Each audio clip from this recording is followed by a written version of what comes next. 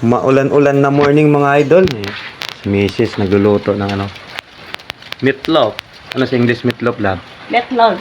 Meatloaf. Ayan. Tama. Meatloaf. Ayan. Dito kami sa labas. Oh, maulan-ulan na umaga. Ayan. Bliss Sunday sa lahat-lahat. Ayan. Luto na pala. Ayan.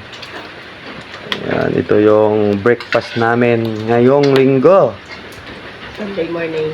Sunday morning. Ayan, kamusta yung mga nabahaan dyan? Sana okay na kayo. Ayan. Initin mo, ano, pansit? Kaya magbigat. Oh, may tira kaming pansit. Kagabi, initin na lang, sayang. Ayan, maghalo na yung lasa ng meatloaf.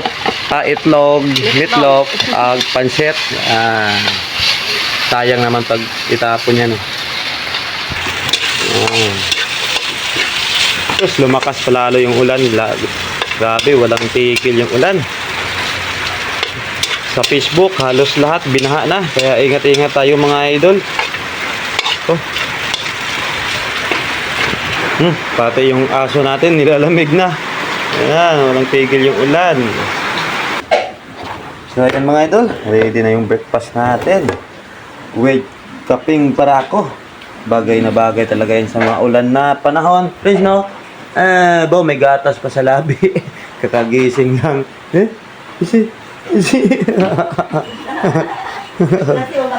Kain mga idol, kain.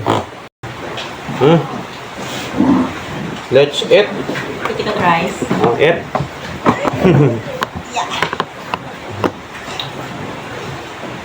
Pansit. Ang panghaba ng buhay.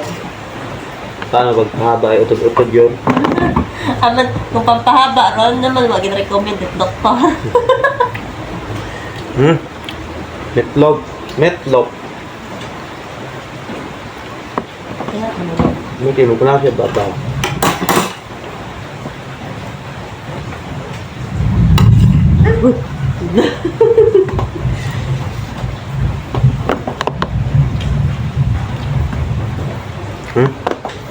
Kaping aray. Kaping barako. Garap ako na. Ano? Oh, may egg ho. Nagahaan mo may egg. Egg.